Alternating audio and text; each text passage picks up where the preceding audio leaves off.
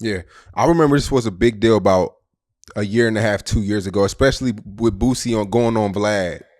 Um, y'all really weren't seeing eye to eye. He called you a rat. He accused you of a lot of things. Said you were messing with punks.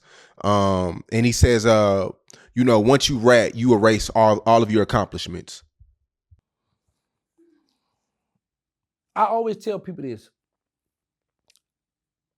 I don't hate Boosie. I'm not mad with Boosie. I don't look in the tunnel vision. Now that my older age, I look at stuff on a broader view to address Boosie's situation. I was happy that he must acknowledge me, number one. Number two, two things you don't call a man online, a homosexual and a rat. The only thing I was pointing out with Boosie was he make the rules and break the rules. He know we all go by proof. So now I've never indulged in homosexual activity. But for him to get up there and proudly say that, he had a big following. So I'm like, bro, either you got to be in prison with me and you saw this yourself, or you eyewitnessed this, or somebody had to have a cell phone and they gave you receipts. So you don't have this, right? I'm like, okay, but he was upset because I had said he was on PC, so that ticked him off. And he said it on me, he said, man, he hurt my feeling when I said it. I said, well, I got to him. But the reason why I am very grateful and I'm thankful and I don't hate Boosie because he basically kicked my career off because he could attack anybody. At the time, everybody looked forward to hearing from Boosie. All the street dudes, everybody. So when you got a guy that was really, really in the streets who Lil Wayne, BG, Juvenile, Turk, Birdman, then rapped about, talking about myself, I'm home now. When Boosie was in Angola, he sent word through a guy out of Houston, yo, tell Gang, I said, yo, tell him I was up. And I told the homies in Angola, man, make sure Boosie cool. He all right. He even said on Vlad, man, the people in Angola look out for gangster. They step for gangster. They go for gangster. So now, I always tell people this. People are parrots. Anything somebody say that sound good, people take it and run with it, right? So now you tell a man, now that you a rat, everything you've done in life, that don't count no more. You got to erase it, right? So I say this. Okay, even if I agree with you on that, just for argument's sake, are you or the rest of the gangsters or the real ones gonna go tell the victim family, brothers, cousins, homeboys, well, he's a rat now, everything he did don't count no more, so leave him alone? Or they gonna go do that? Because I've done a lot of dirt in my time. I've confessed to a lot of homicides. So with that being said, that don't count no more. Because now I'm labeled as a rat, a snitch. So I need all the real ones to let them people know that don't count no more. Everything he did because he's a rat. It don't make sense. People say stuff just to say it because they have a name or voice. You can get out there, right? My thing be, I denounce the streets. I violate. I tarnish my name. Cool. I'm on something different now. So if you want to take away everything I did, cool. But one thing for sure, I always tell people, I should tell Boosie when we was going back and forth. You can hide history, but you can't erase it. I am part of the hot boys that come from me. The rules with me, Birdman, all this at the table. I made those rules. I had these people, youngest one sitting at this table with a bunch of gangsters, money go getters, and I was implementing rules at this table. This is public knowledge. This is something people know about. So for you to say, and for there's a few other people that say that, oh, everything you did, that's erased. All right, fine, I'm cool with that. But damage has been done. It's a known fact I was in them streets. It's a known fact when I was stepping. So now that I'm a civilian, my boy Fast Money over at Red Light Street Store gave me that name Civilian. So I said, okay, I'm Terrence Civilian Williams now. Hey, I'm fine with that because I got my freedom, man. Because listen, Sean, be honest with you, bro. My fantasy always been to have sex with a white woman and a midget. And since I've been home, bro, I go to Walmart, bro. It be so many beautiful women. I be speechless. I don't speak or talk to none of them. I just like to go sightsee. Man, listen, I've been in prison around men half my life. Now that I'm free, and it's all kind of women out here, tall, short, fat, I love them all. I just love to see women. I'm sick of dudes. I'm sick of being around miserable dudes, crying about their girl that answer the phone, the homies that answer the phone. I don't want to hear that. I'm out here now. I'm free. So they want to take away my, they can have that. I'm free now, show. You know what I'm saying? They can take away that. Well, everything I did don't count no more. So leave me alone. But they can't. Do you consider yourself a rat? Do you consider what you did as being a snitch? Yeah, of course. From day one, I've always acknowledged that because, like I say, even though they were deceased, I still, because this is my rule, never sit down with law enforcement. Period. That was the rule I made. So when you go sit in that room, right? Say me and you right here, right now, by ourselves. And I leave out like, yeah, mama, I talked with Sean, say cheese. You know, the staff, everybody was cool. We just talked about this. How they know that? We the only ones in this room. It's just like an interrogation room. Because when you cooperate with the government, you're going to say a lot of stuff. They're just going to hide it and put it up until the right time to come for it. Or they might get on somebody else's trail. So a man could say, okay, I told on this. Okay, on the paperwork, it's going to show he told on this, and this. But what else you told? We wasn't in there. So what we going to do is, by you going there, sit down with them, you felt like it was cool to go sit down that long time where they had to change tape recorders to get all your statement, you ride it. And, you know, my thing is, like I say, one time they tried to bring me to the interrogation room and my mother told me don't do that. I was a juvenile then. So I know better. But my thing was, I done got older now. Man, ain't no 401k in the game. I will say this though, Baby and Slim took care of me my whole bit. I never wanted for nothing. And I'm forever grateful. I love them for that. My daughter's in college. They paid for that stuff. They helped pay for it because the mother, I got to give the mother the credit. Mother did, pay for it too. But, bro, I'm grateful. I'm happy to be home. So they want to take that title away. You can have that.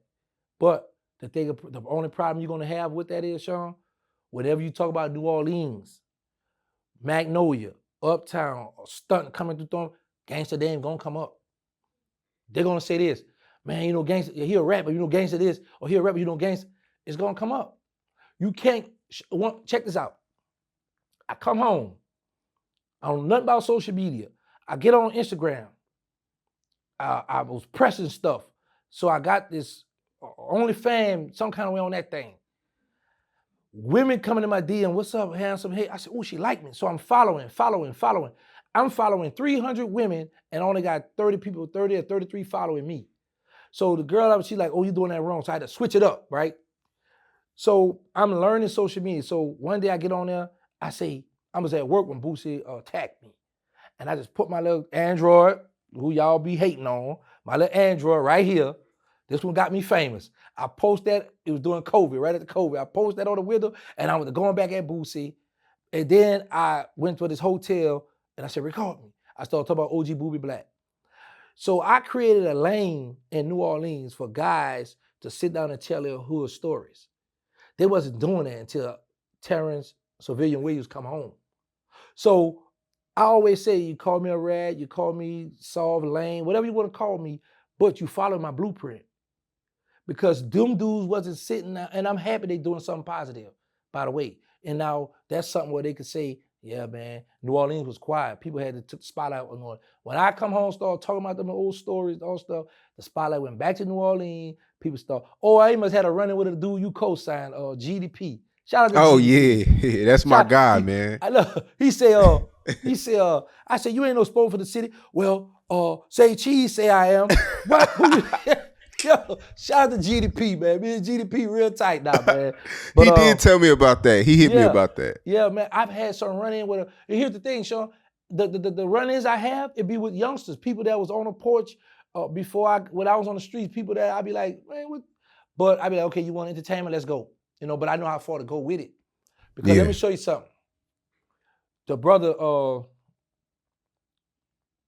he the oldest Paru member. Abdullah, he gonna be mad with me. You know the oldest brother, the brother, he's a Nation Islam, but he active Paru member. Abdullah Shakur, Abdullah. Abdullah, so he be on Boss Talk a lot, but him and I had a run-in, right? Because I was disagreeing with what he was pushing. So he came at me, then I thought about it, I said, man, this man old enough to be my father, right? In Milwaukee last week, They honor me. They got a reform felon ball where they gave me a certificate for being home, staying out of trouble, and a trophy. Shout out to Pimpin' Ken and Michi. While I'm in this ball, bro, I'm sitting down, right? The brother walk up on the stage right in front of me. Now just imagine I would have been disrespectful, going off on him. I didn't even know this brother was gonna be there. So he could have had a trap set up for me. Because I'm in Milwaukee, I don't have a stick pin. This brother walked up on that stage and he looked at me. I looked at him, we just hugged. And I was like, that goes to show my thinking. Because I know I was a gangster in the streets. I don't have to be disrespectful on the internet. But that's how I got the name Mr. Answer Right Back. Because when people attack me, I go back. And it just helped me with my views and helped me. I was like, oh, so I was doing so good on that show. I quit my job last year. September, I quit. I said, man, I'm okay on YouTube. I quit. So, but yeah, bro, I agree that's snitching. Yeah. Now it's this big misconception too that Birdman, y'all don't really speak. Yeah, he mad with me about that. He's mad with me about that. Because when I made the rule and I made that rule, don't talk to them people looking at him, I thought he was gonna be the weak link. So I always thought it would be him. Why him though? Because he was the loudest one in the room, like the stunt, flamboyant with the money. I got the bras, I got the jewelry. He always been in something looking like that. Usually be the one going when them people pull up, he gonna give up everybody because it's hitters at this table. It's some real steppers. So I'm like, man, you know. And all the while, I was the one. So I'm like, I sat back and I was like, man, see what I do though, Sean? I don't just jump out there. I weigh my options. So I knew when I got out, it was gonna be a lot of kickback, right? So I was like, are you ready for this? Are you ready to give up the big houses, the mansions, the Rolls Royce, the family? You ready to give up all that for your freedom? Because you know stunning them not gonna embrace you.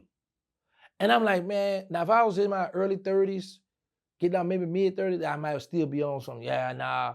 But I'm like, man, I'm too old for that. What I look like, still want to go home and run behind a grown man.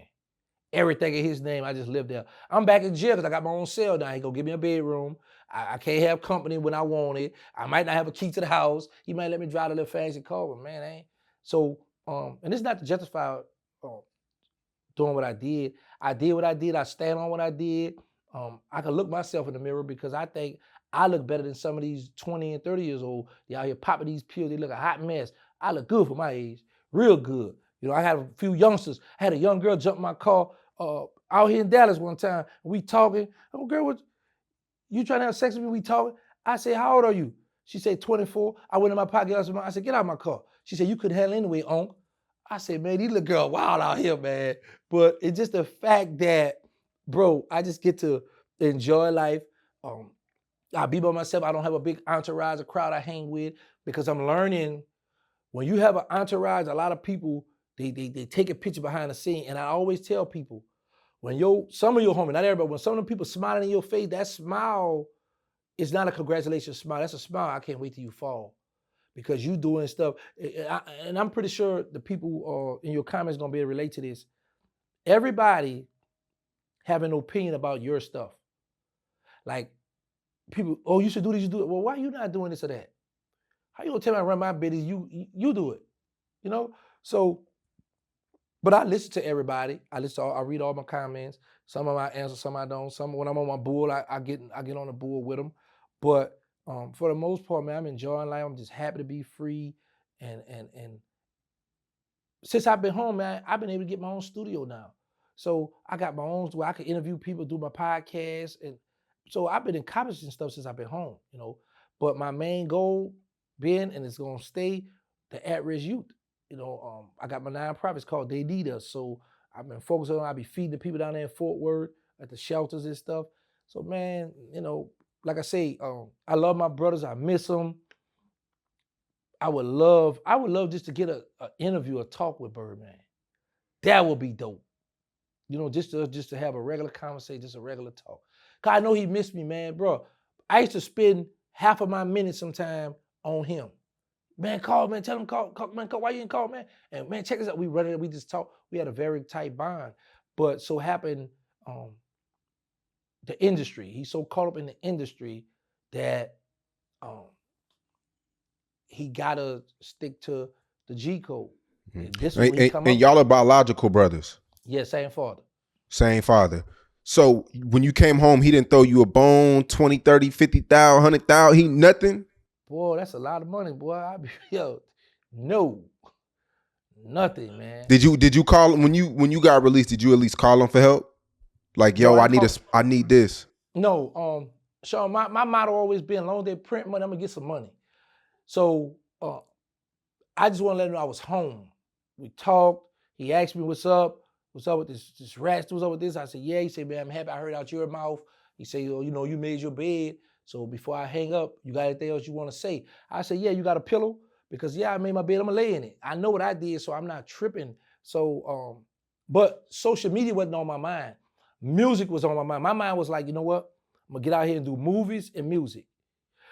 So I was like, I'm gonna give me a job first, because I see I don't have nobody to help. Slim gave me money to do my documentary, but I didn't want to lean on him or ask him for nothing, because I was like, I asked God to release me from prison. So I'm not gonna get out here and just be begging, man, give me again, because they got it. No, I'm home, I'm free. Let me take my time, because I looked at it like this here. God removed that materialistic stuff out my life for a reason. So with that, I'm like, okay, now I gotta focus, because be honest with you, I'm a Muslim, man. I pray 5 times a day. And had I just come straight home to Birdman and just flying on that jet, I might have turned my back on God, because I relied on God in prison. I was the imam there. I don't like to use that word, but like the first Amir, I used to lead the cookball, lead the brothers in prayer in prison for like 5-6 years, the last 5-6 years of me being incarcerated. So coming home, it's a lot going on. But I always make sure, like I be in the airport, I'm gonna pray. Wherever I'm at, I'm gonna get my salat in. Because I believe when I'm closer, when I pray, that's when I'm closer to God, that's when I'm more at ease. Because I get frustrated sometimes. I just get, like that. As a matter of fact, I went to the doctor about that.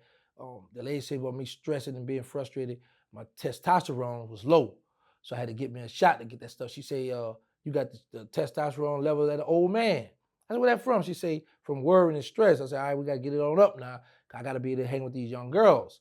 So, yeah, man. So, like I said, I love them, miss them, but we don't have that bond like we used to. And it's all because of social media.